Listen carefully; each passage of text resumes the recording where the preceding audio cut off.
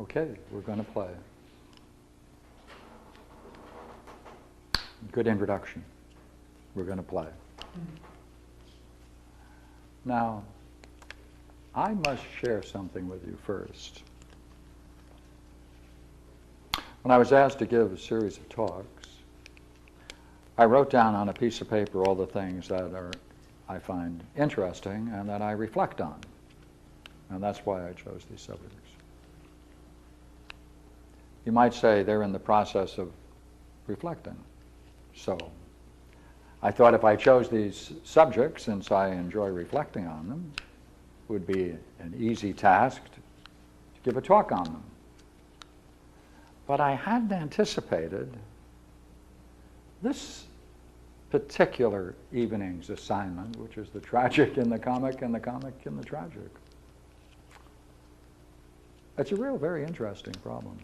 I'd like to share first with you why I think it's so interesting, and maybe most important. First, in the description of tonight's talk, there includes a line that we're going to be dealing with Plato's dialogue, the Symposium. You see, here's Plato, great philosopher. And the conclusion of this dialogue, which has many, many humorous comic scenes in it, he concludes the entire dialogue with this statement.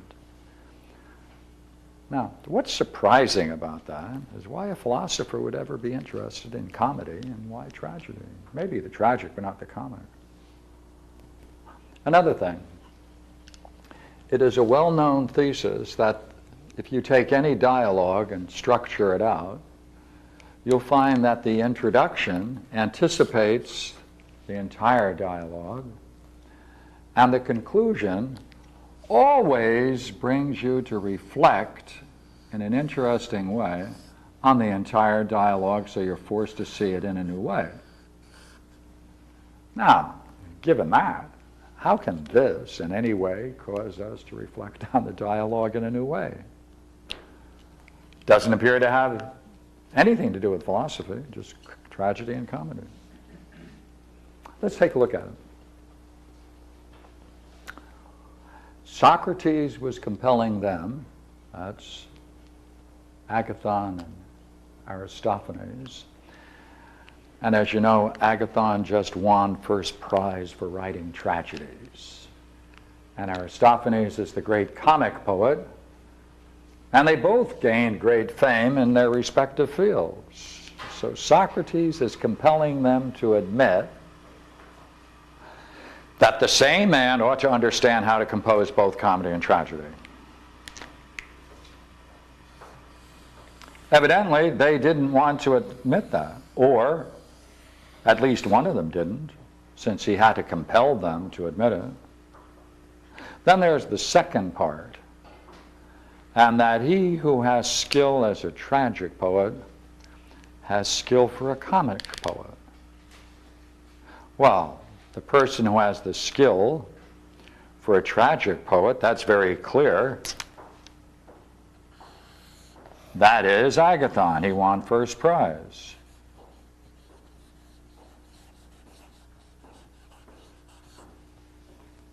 Obvious. So therefore, that he who has skill as a tragic poet, Agathon, has skill for a comic poet. Well, why would he be reluctant to admit that unless there was something about what he said in the dialogue or the speech that he gave in the dialogue that was such a failure that it justified Socrates' comment? Oh, what would that be? Look here. If they both agreed readily to this, then Agathon then should have written then, or composed or gave a great speech on love. That was tragic or comic, since obviously the same person should have both skills. but he was opposing it. Well, look here. Since he gave a comic speech, perhaps there's something about the comic speech he gave which in principle showed that he failed to understand what he was doing. Well, that would mean, by the way, if this is sound, that he's not a tragic poet either. If the requirement of a tragic poet, someone who has skill for it, is that they should also be able to do the work of a comic poet. So if that's correct, then we might understand why Socrates is described in the article, in the dialogue, as not having attended the great festival and celebration of Agathon's winning the first prize for tragedies.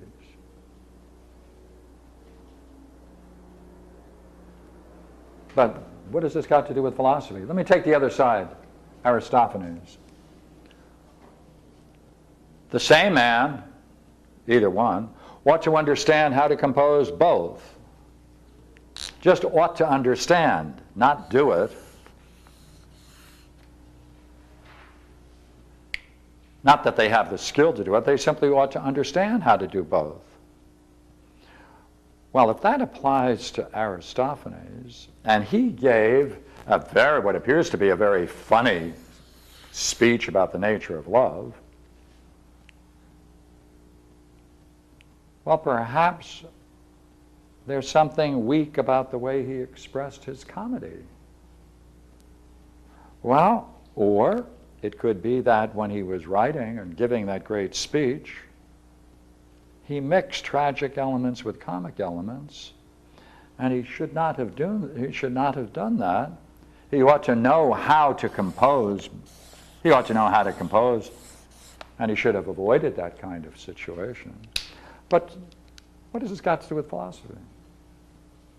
What is it? Well, look here. Let me go another step. They're all sitting around. Everyone is, at this point, it's the end of the evening, end of the dialogue. They're all sitting in a circle, going from left to right. End of the evening, there are only 3 people left. All the others either passed out from drinking too much or left. And there are only 3 people left. And they are going around from left to right, still obeying the basic rule of the dialogue that speeches should proceed from left to right, and they're continuing to drink. And therefore, here is the comic writer, composer, here's the tragic, and here's the philosopher. Does that suggest, therefore, that we might have something like this? How would you arrange a comic figure, a tragic figure, a philosopher? Are they progressive steps? How should they be arranged? Oh, wait a minute, let's go another step. When you have 3 terms like this, they can be arranged in a mean proportion. So it could very well be that we might say comedy is to tragedy as tragedy is to philosophy. That would be a mean analogy of 3 terms. A comedy is to tragedy as a tragedy is to philosophy. Now, why would he be expressing that kind of analogy, and what's so significant about that? Well, here's another problem. Very curious problem. If you look up comedy in an index on Carl Jung's works, you won't find any reference to comedy. If you look up the references to Manly Hall and many a philosopher, you won't find any references to comedy. Why did the Greeks generate these 2 things? They also generated this. Is there some interconnection between comedy, tragedy, and philosophy, which the Greeks were able to see and represent with great clarity? And furthermore, is it possible that Socrates playing the role that he's playing in this curious dialogues of Plato called the Symposium, does that represent the whole problem of the relationship between comedy, tragedy, and philosophy? Well, if so, how are we going to express it? How are we going to explore it? Well, there are many people who are into this curious game of the spiritual evolution of man, East and West. And they don't deal with comic and the tragic. They ignore it. It's not relevant. Or if it is relevant, then why don't they deal with it? Or don't they see it? If Plato is saying that they're interrelated, then if they don't really grasp one, they don't grasp the other. For the same man ought to understand how to compose comedy, tragedy, and philosophy. And he who has skill as a philosopher, should he also have skill for writing tragedies and comedies? Now that would be an irony, would it not? Liquor. Let's look at it in another way.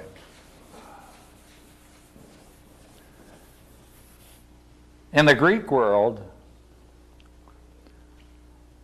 those who designed the comedies, as you know, they performed between the second and the third drama in a trilogy, sometimes called satyr plays. That's where we get the idea of comic relief. So if you went to see 3 plays in the evening, between the second and the third, they'd slip in a comedy. The comedies were always surprises. For many, many years, no record was made of them. They put them on, everyone laughed, had a good time with them, and they passed into oblivion. They didn't keep records of them. They didn't keep records of them until very late. Furthermore, they weren't giving prizes for comedies, but they gave prizes for tragedies until very late. Now, what is it about a comedy? Look here, maybe we can set up a little interesting table. And then, if we can read something out of Plato's Symposium in respect to Aristophanes and Agathon and Socrates, we may be able to pull something together. Now, let's go one more step. Comedy for the Greeks was a time to let go. That's when they got rid of all their inhibitions, and they had a good time doing it. Boisterous, satyr plays. Therefore, they always made fun of, made a comedy out of sexuality.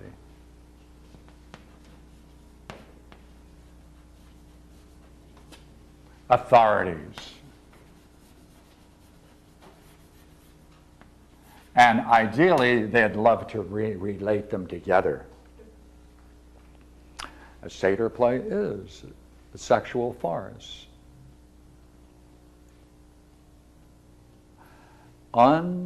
Uninhibited sexual freedom on stage in public was a satyr play, and that was the center part of a comedy in those days. It's really worth noting that if you go downstairs to our bookstore here, or a library, and you work your way through all of the shelves and open them up, books on the shelves, and look up comedy, there are going to be very few books on comedy. There are going to be very few people who are going to deal with comedy. Well, therefore, it seems curious that we want to say they're related, especially this way. So let's try it and see what we can come up with. First, would you agree that they all deal with the same problem? They all deal because sexuality is just a physical expression of love. Comedy deals with sexuality, love. Tragedy invariably has to deal with problems of love. Philosophy, its very name, deals with problems of love. Wow. Suppose then we take a look at a comic figure. Now, Aristophanes had Socrates in his play The Clouds suspended from the heavens in a basket, and he put him up there because he was close to heaven, and therefore he made a comic figure out of him. What is it about making a comic figure about the highest authorities, love and sexuality? Well,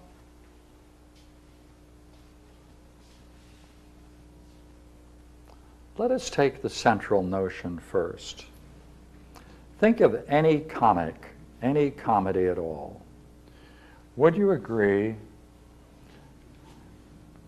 they have a certain appearance, necessary appearance? They have a certain style. They enter into all kinds of conflict situations. And when they do that, they always think they know. They believe they know. They never question what they know. Never questioned.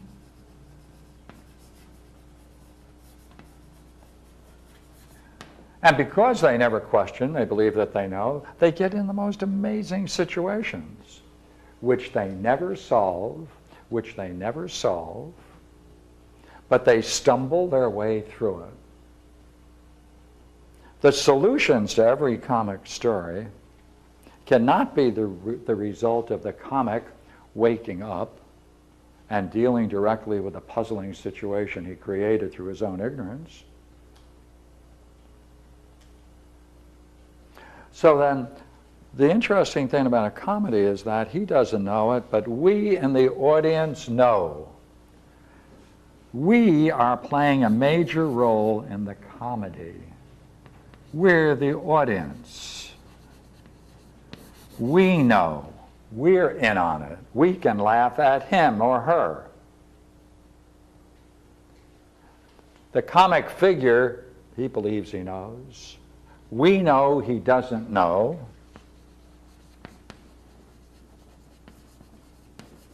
And therefore, we can laugh at his ignorance.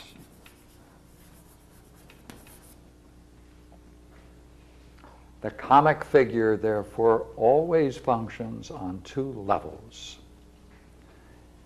That is to say, he is always ignorant, and he always has a belief, and the belief that he has, or she has, is that they really know. So they're in two realms, ignorance and belief. Now, the situations they get into, because they believe they know, but they are in truth ignorant, can then be characterized. We can take sexual scenes, we can take authority scenes, and we have everything we need to start a comic scene. Now look here, let's leave that for a moment. Look here. How does the tragic figure compare?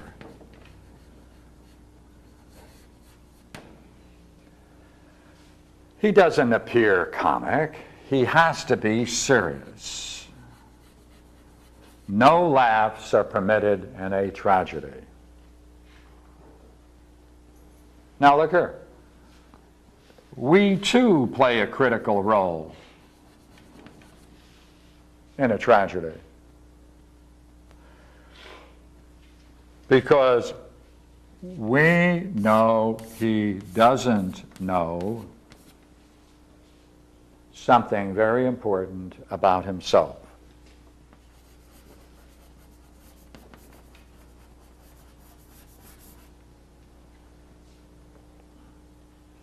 The whole drama of a tragedy is that in the beginning he never questions either. He never questions. Assumes absolutely that he's right. Acts knowingly. Tries to deal intelligently with a situation. That's his mark. Attempts, right? Attempts to deal with the chaos around,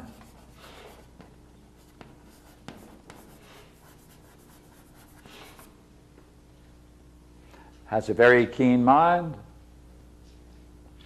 but doesn't realize that the chaos is a direct result of his own ignorance of himself.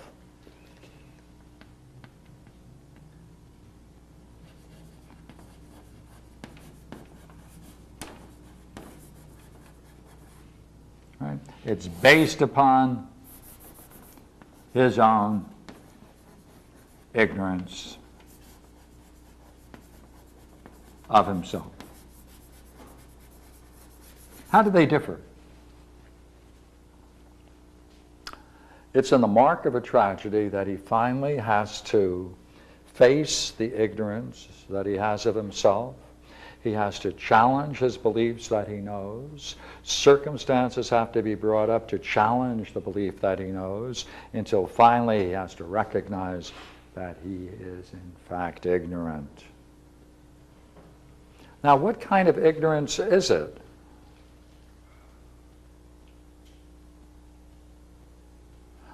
Let's skip it and go back to it. Look here, the philosopher.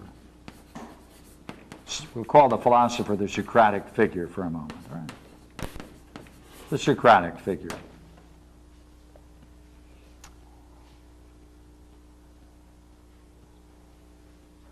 He always questions whatever it is he discovers that he believes. Here, always questions what he believes.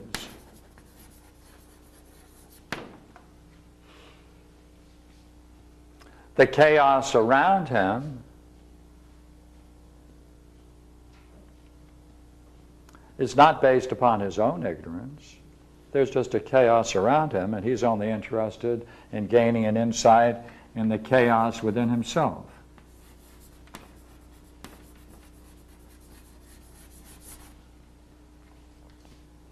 The tragedian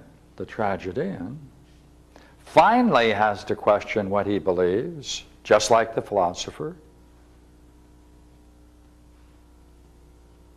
He then has to see that the chaos around him really comes out of himself. Therefore, he's very similar to a philosopher.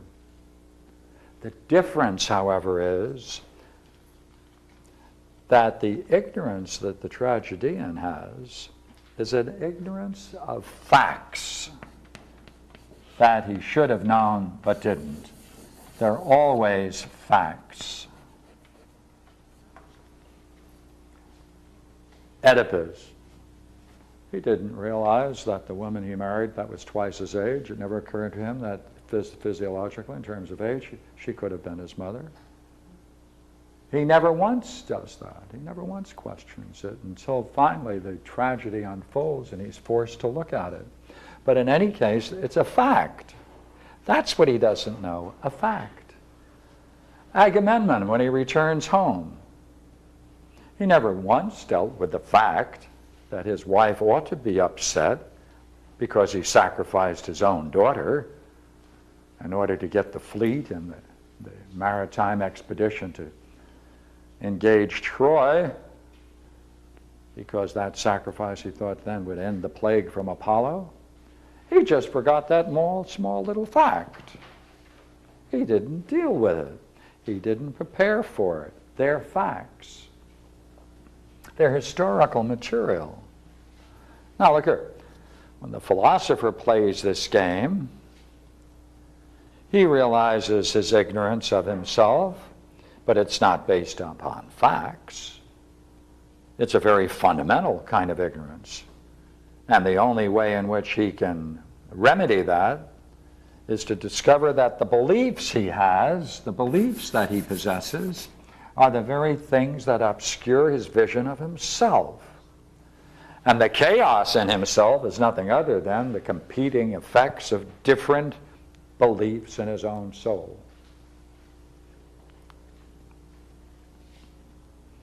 Now, let's try something. Let's see if we can put a few more things in here. If the comic figure reduces love to sexuality, then by necessity, beauty cannot play a role in the story.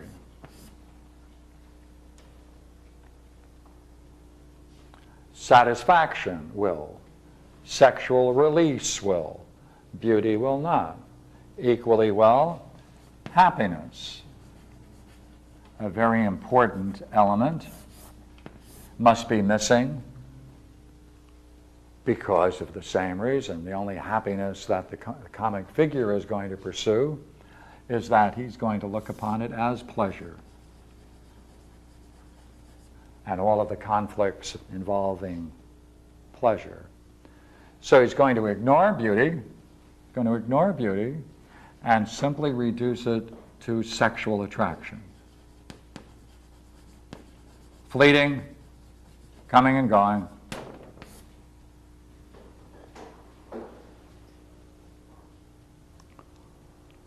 Now, the tragedian is going to be serious.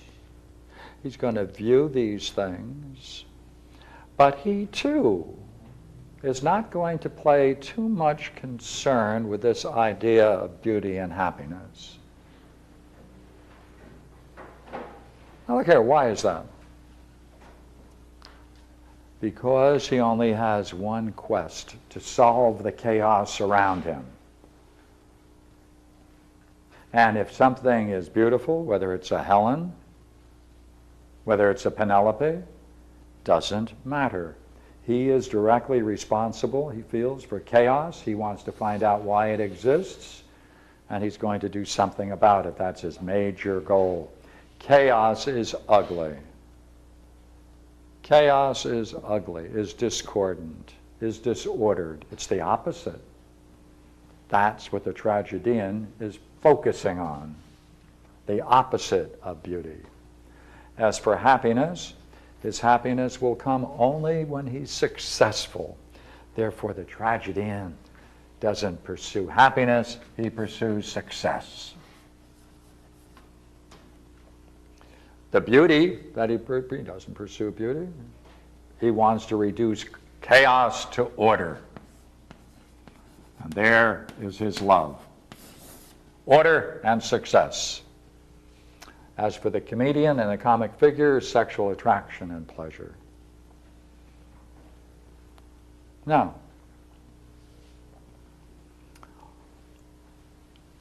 in the philosopher's game, there is one basic belief, and that is that there really is such a thing as beauty. It exists in its own right, and the perception of it brings happiness, and it's that for the sake of which all the struggles man goes through reaches its fulfillment. For the philosopher, there is chaos, disorder, but he would call it appearance. And he would look beyond appearance for a reality. He wants to go through the appearance, both of himself and the nature of what we experience, and go through that, penetrate that some way, have it disclosed in some way, that there is something that is fundamentally real, that is both beautiful and bestows upon the person who grasps it the realization of the goal of life. That is happiness. So they all deal with the same things in different ways. Would you not agree? The tragedian is relentless in his pursuit. He is going to find out why this chaos exists, and if necessary, he's going to find it in himself and even punish himself. He's going to take on all the roles of the detective and the judge and the sentencer, all within himself. He's driven by success, even if he becomes the victim. That's what he's driven by. That's what he focuses on. But there's something missing, you see, in the tragedian. That he doesn't see behind the order and success there is a higher degree of beauty and happiness. And he never comes to grips with that.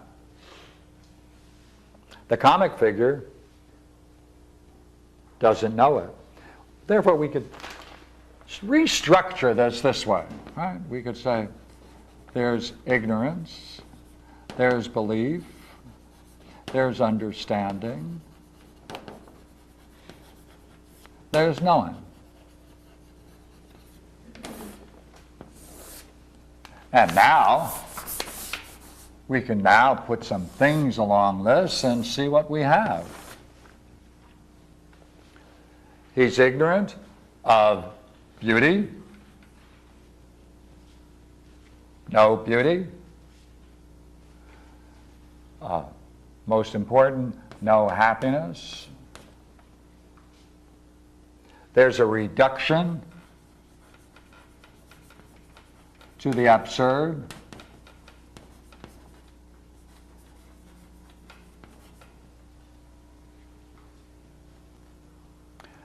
There is no love because there is no fundamental pursuit of beauty. There is no love. And the audience know and can laugh at his ignorance, and for a short while feel superior. That mighty feeling. He certainly has a belief. As we said, he never questions that he believes he knows.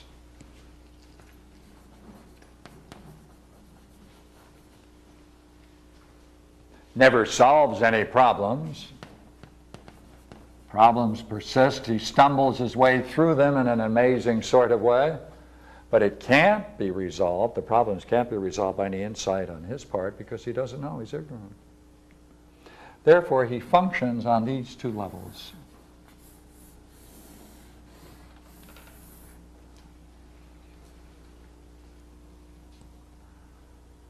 Now notice, we can use the same language now with the tragedian. He too, the tragedian. We're going to call this then the comic figure. Well, he doesn't grasp beauty, right? Happiness, as we said, love, these are not in his realm. He doesn't reduce things to the absurd. He reduces things to the need for order and success.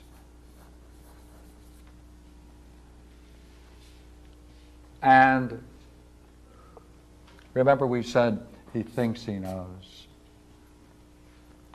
The comic figure. The tragedian, he thinks he knows. He has to go through a transition. He must go through a transition. He has to go then from ignorance to understand that he is the cause of the chaos. We knew it all along. We're in the audience. We are amazed at his integrity, his fortitude, dedication, as he peels away levels and levels of ignorance. And therefore he becomes a very interesting figure for us to contemplate. We know what he doesn't know. We puzzle at the depth of his ignorance because ignorance locks him into his belief structure, which causes him the great turmoil of his life. So we know. We don't laugh at his ignorance, right? we shed tears, right? We empathize with the price we see of ignorance. It's a special kind of ignorance, remember what we said?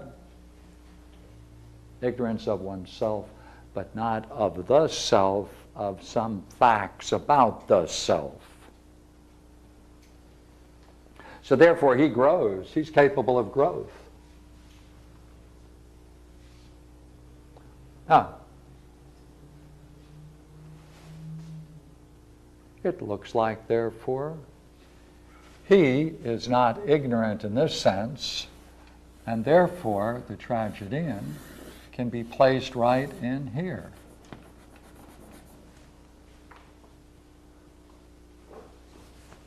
Overlaps. Well, it's necessary that from what we said that the philosopher recognizes his ignorance, is relentless in his pursuit of eliminating the elimination of false beliefs, not factual data, but false beliefs about the nature of reality and himself. Therefore, he's going to go through quite a transition. You see, he starts out with ignorance. He then questions his beliefs. He then has to discover a proper, correct understanding of both the self and the nature of reality. And then he finally has to try to discover it for himself by direct experience. And therefore, he grows through all four stages. He goes through all four stages.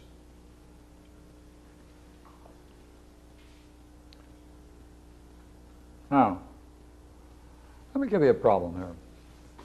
Why does it follow that if you have an understanding of the nature of reality, and even have an experience of the nature of reality, that in any way that's equivalent to gaining an insight into the self? Why should there be any relationship between the two?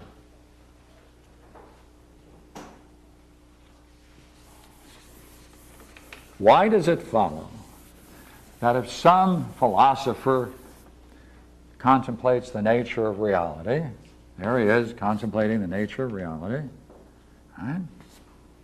Why does it follow that if he does get an insight into the nature of reality, that simultaneously gives him an insight into the nature of the self? Furthermore, let's put in now the other part of the riddle. We are the audience for Plato's dialogues.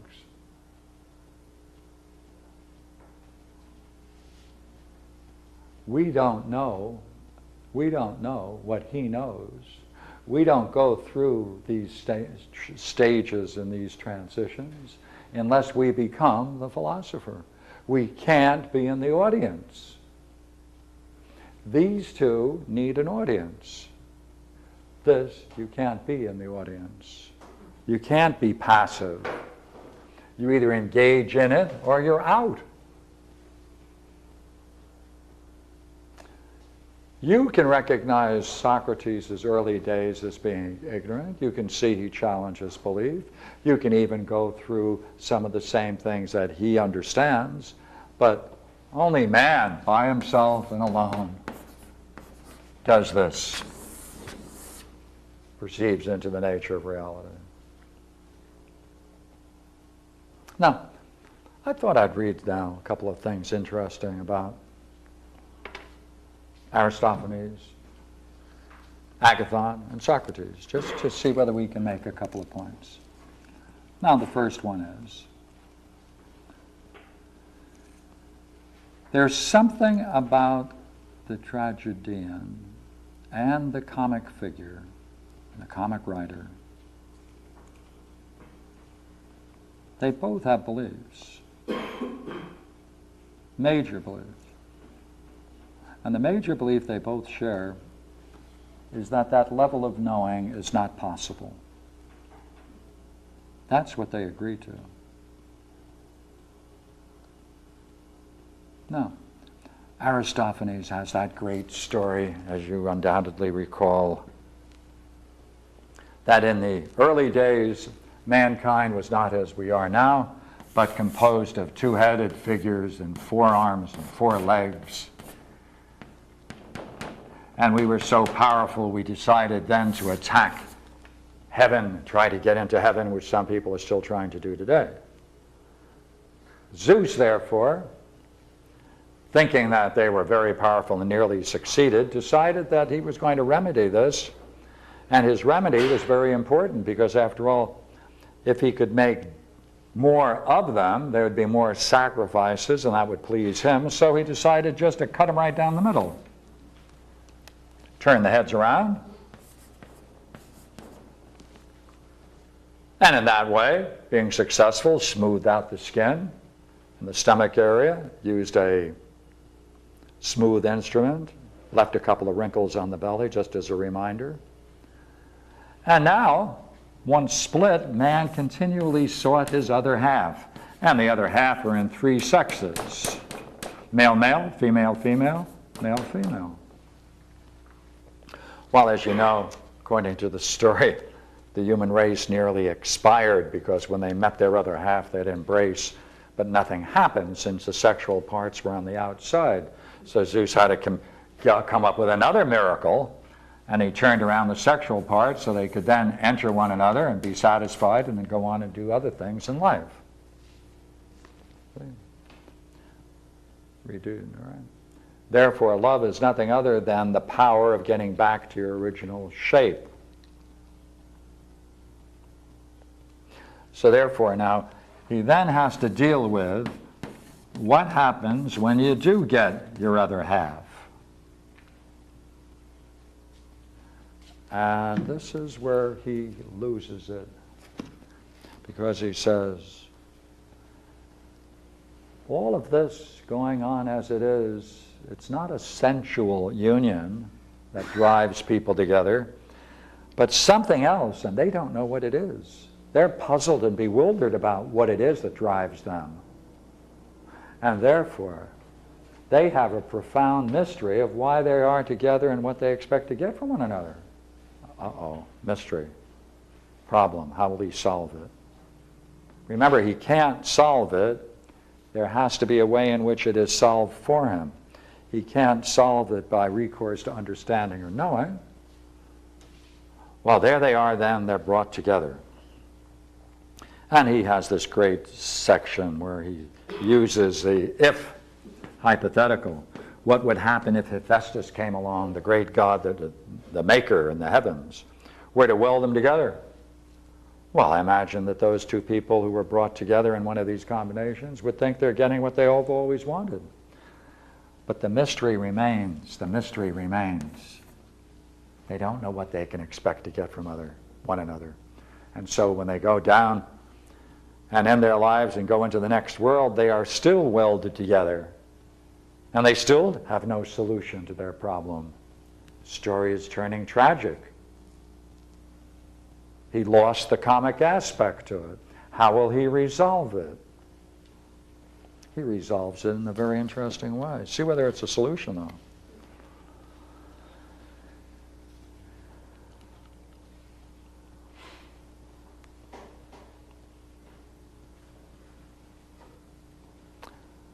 The way to make our race happiness, is to make love perfect, and each to get his very own beloved and go back to our original nature. But when we had our original nature, we stormed heaven. His solution of being happy then is to go back to our original nature. He says, but if this is the best thing possible, the best thing to our hand must, of course, be to come as near it as possible. and that is to get a beloved that suits our mind. There's no place for mind in this whole system. Therefore, he lost his ability to resolve his comedy in a comic situation. He then moved upwards and reached for something, because there's nothing in the story that prepares someone to seek someone who suits their own mind. All he did was present a model for sexual combinations, and there is no role for mind in the whole story. Again, there's no reference to beauty in the whole thing, and his whole idea is that man will become happy when he makes perfect love by getting his proper half back together again. But would you not agree then, if he gets back to where he was before, he would then be once again strong enough to storm heaven? That means that Aristophanes' view of love, the origin of love, is a punishment. Love is a punishment, because that's what Zeus did. It's that split that produced love, that desire to regain our whole, our unity. His unity, therefore, is a physical unity. It has nothing to do with the higher essence of unifying oneself and the difficulties one has within oneself. It's purely physical.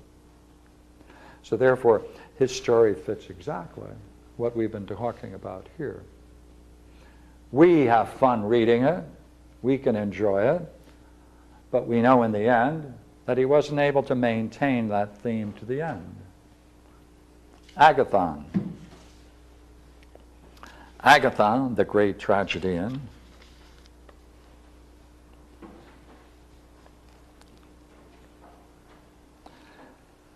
in his whole speech, Agathon starts out by saying that he is going to talk about the nature of the God, because he calls love a God. And he says, I'm going to talk about God. Not the things, I'm not going to praise him for the things that we receive from him, the gifts, but what he causes. Of course, he doesn't keep that. So he starts his speech by saying, I say then that all gods are happy, not man. All gods are happy. I'm skipping. Oh, no, I won't. Okay, I'll continue it. I say then that all gods are happy, but it is lawful to say this without offense. I say that love is the happiest of them all, being most beautiful and best. All right, so therefore love is beautiful and best.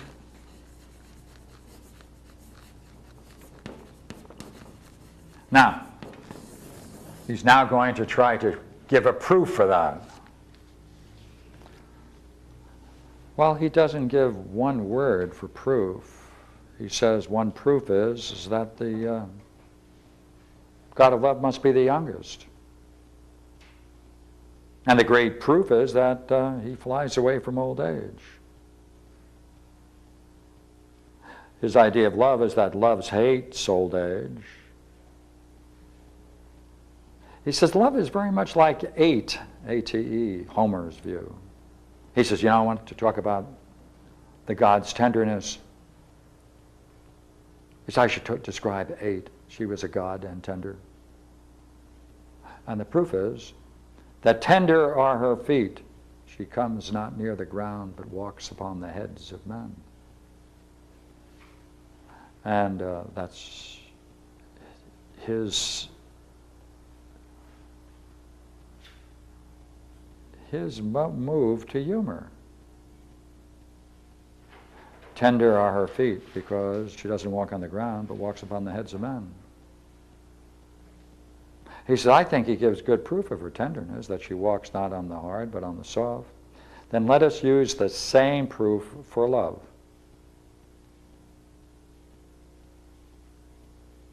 So it turns out to be comic. But you see, when a tragedian goes comic,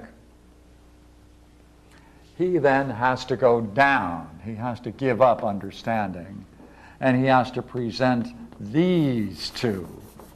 That's what the comic is. comic writer is there. Therefore, when the tragedian moves into comedy, he goes down into his art and has to give up understanding. Now, Socrates, on the other hand, for Socrates and philosophy, it's essential that contemplation plays a major role, as it does in Socrates' speech. You have to contemplate the nature of beauty.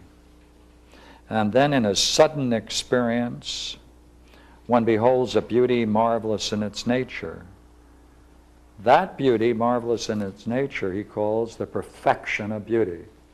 It's the perfection of beauty.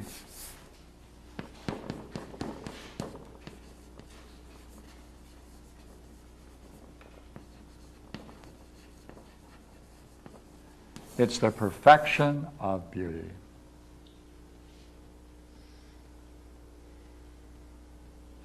What does it do to the person then who gains it?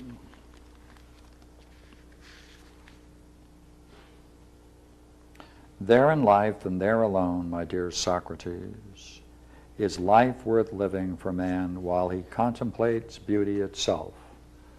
That is therefore beauty and happiness, the end of life. This is what life is about.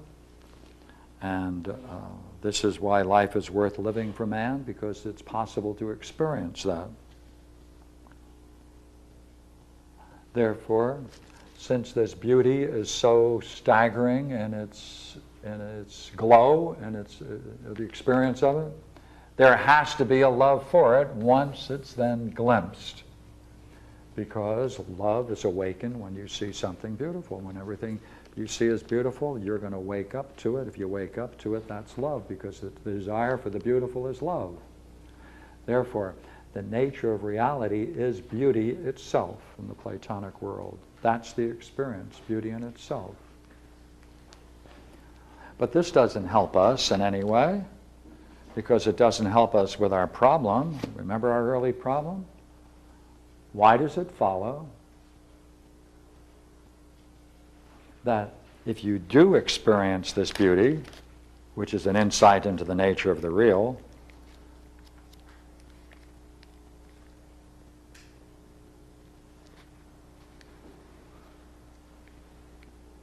do you not reflect that there only it will be possible for him when he sees the beautiful with the mind which alone can see it, to give birth not to likenesses of excellence or virtue, since he touches no likeness, but to reality, since he touches reality?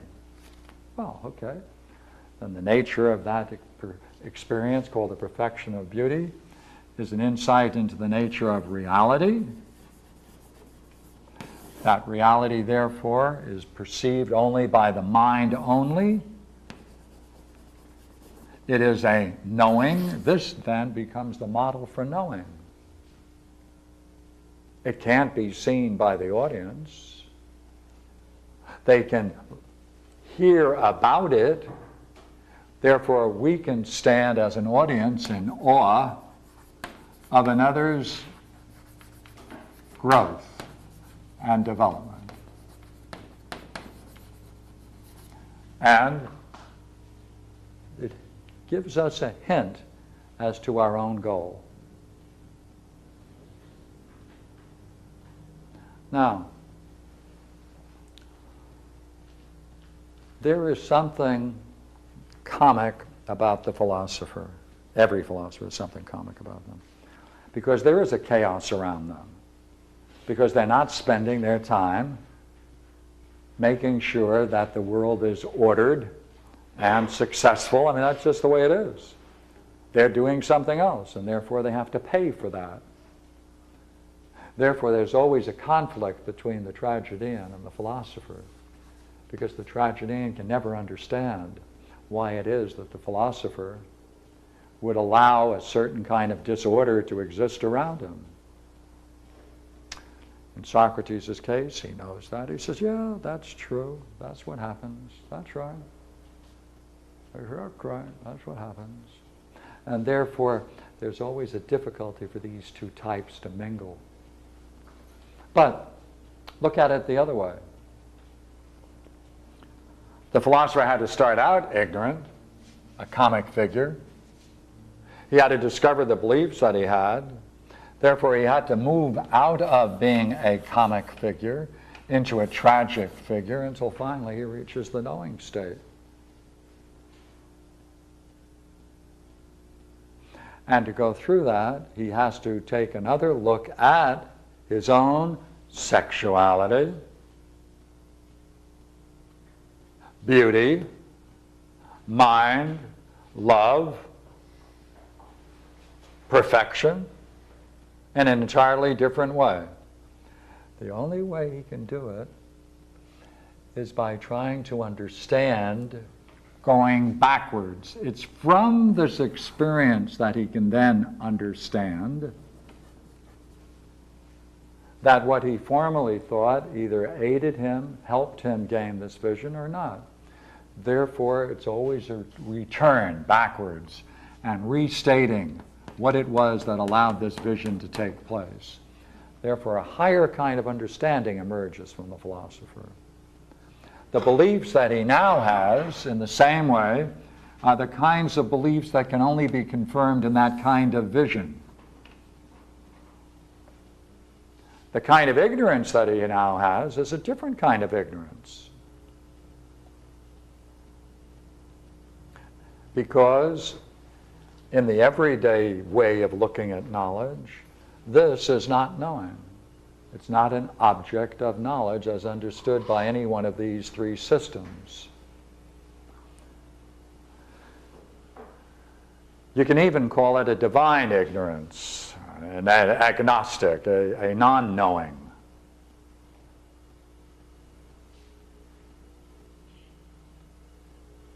Now, it didn't help us a bit.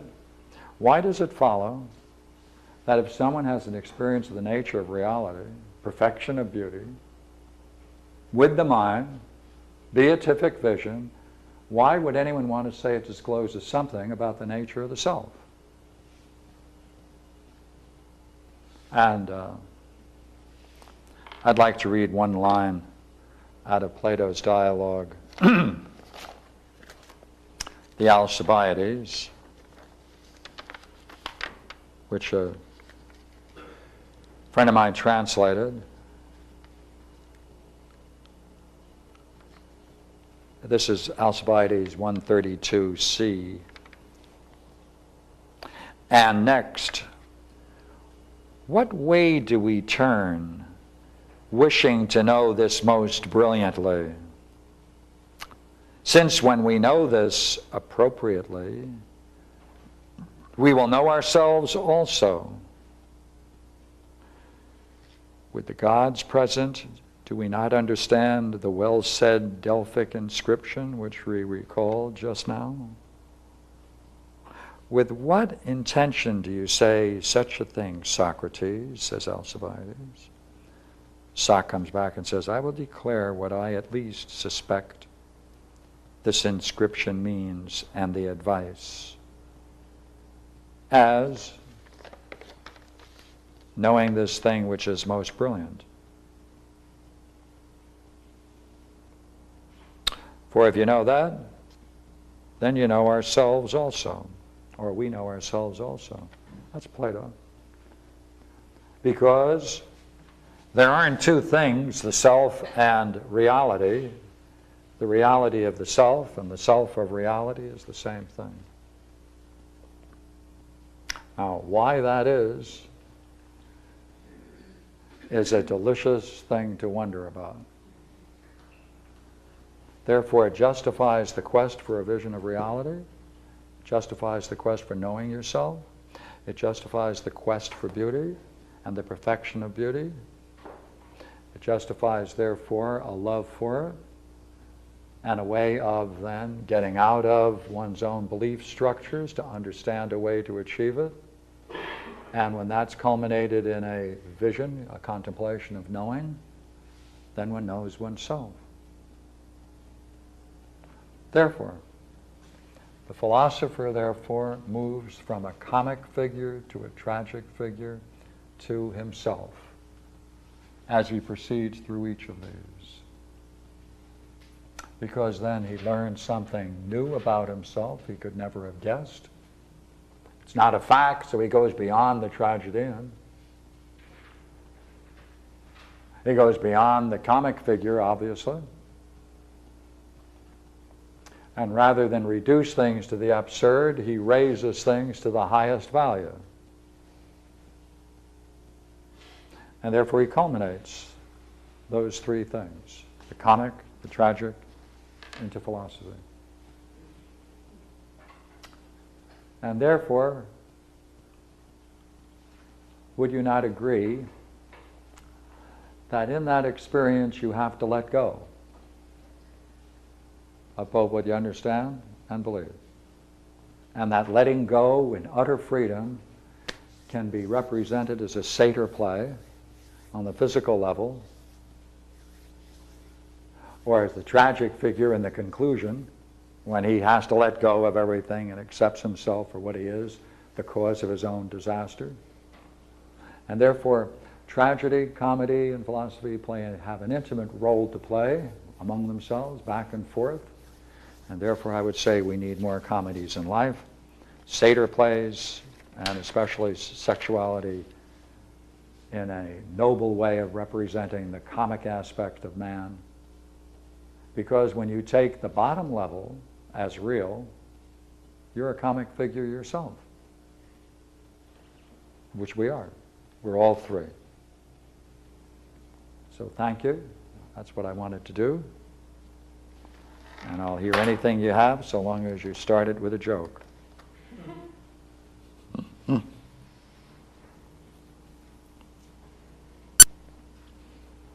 So we'll have prizes given to the best satyr play next month. Thank you. What was the authorities, was that an additional element to the satyr play? Their sexuality? Yes. And authoritarianism Yes. or something?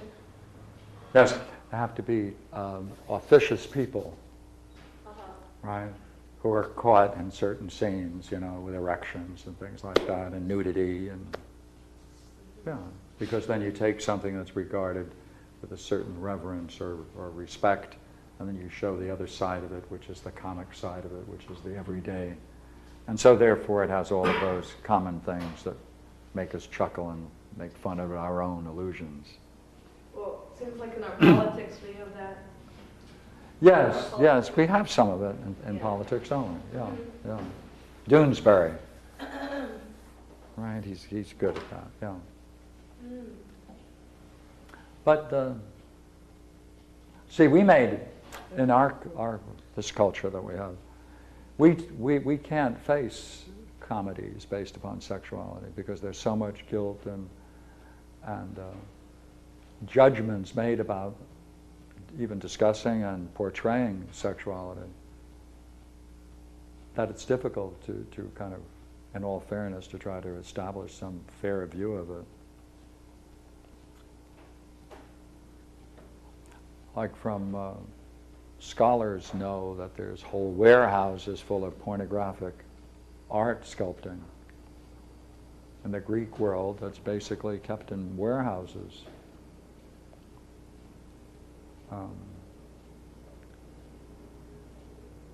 Our culture is heavily influenced by its roots, Christianity, Judaism. And therefore we can't face that letting go the way those people did in that age.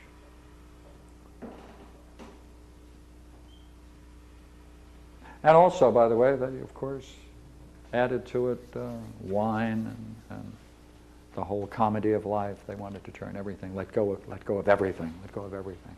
Maximize letting go as a comedy. Show it in its most brutal form, its comic form, foolish form. That is to show the foolishness of everyday life. Which it is, right? Yeah.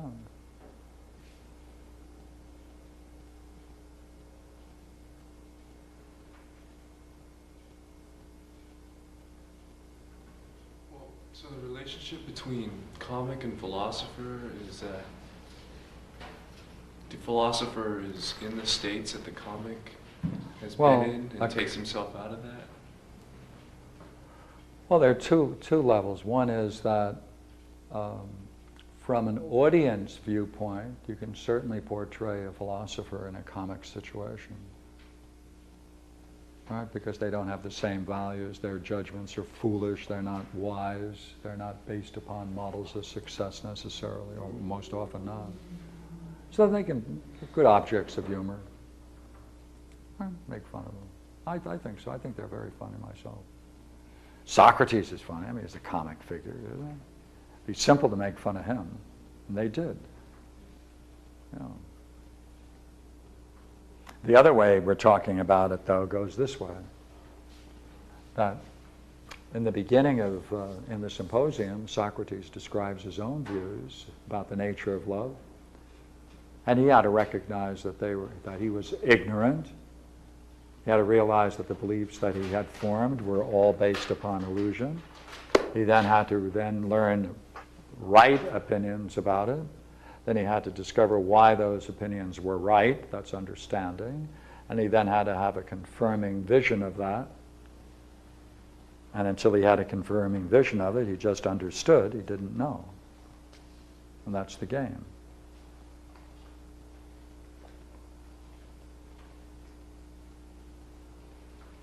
And I got my way through this whole thing without telling one joke.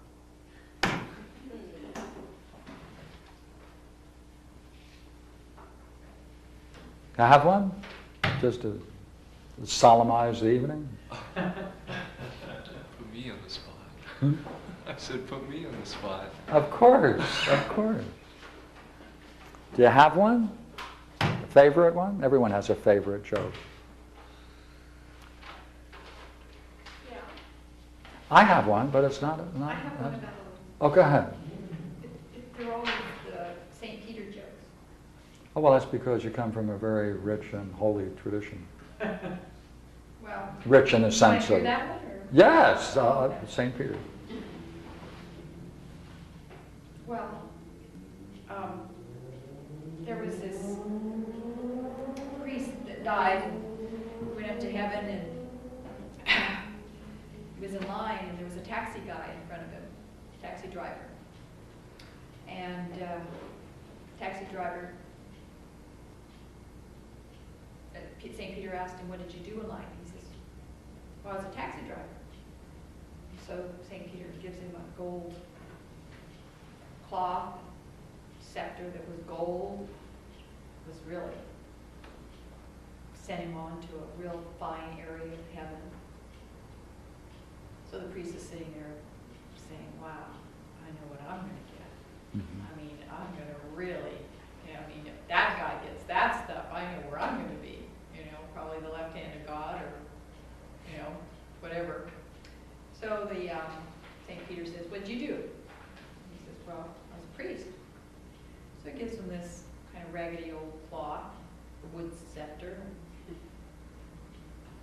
guy said, wait a minute, I'm a priest. Yeah, I've heard you. What am I getting this for? That guy, look at what he got. He said, yeah, every time you give a speech, you put everybody to sleep. When you get into a taxi, man, everybody starts praying. We want results.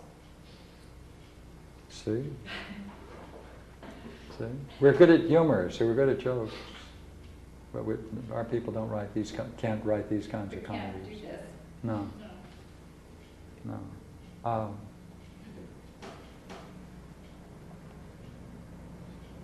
So you mean that the Seder plays, do you have any Seder plays? Mm-hmm. Which ones? How many do we have? I don't recall. We don't have Seder, we just have stories of them. So we don't have an example? None of them no one ever preserved any of them. Each time they gave them, it was ideally to be a total surprise and not to be done again, since it was supposed to be a total surprise. Therefore, they didn't record them, even though some of them were said to have been hilarious. I was just wondering if Lysistrata would be on the level of close to a satyr play, because it is Might, just might. hilarious. Yeah, yeah. And if that would represent what you would consider to be the comedy in terms of Yeah, sexuality. yeah, yeah. Because if that's the case, then I can see how how this joke that I just gave compared to Yeah. that play, well, is certainly remarkable. I mean, they use sexuality Yeah. in a noble way, Yeah, the women did, yeah. and yet there was a lot of likeness about it too. Mm. Oh, I got one for you. Good, thank you. There's these two guys in New York City, and they're in front of a big giant Catholic church, and they're giving away this muck out of the sewer across the street. All of a sudden, this big, giant, huge limo caddy pulls up in front of the Catholic church. And all this splendor out gives the Cardinal Cushing. He's got a prostitute with him. And this guy in the sewer calls up, "Hey, Cardinal Cushing, can you drive that hard on through the eye of the needle?" Actually, the joke was, Cardinal Cushing, can you drive that caddy through the eye of the needle? Yeah, that's all right, that's all right, that's all right. Yeah. Yeah. Yeah. We, it's, So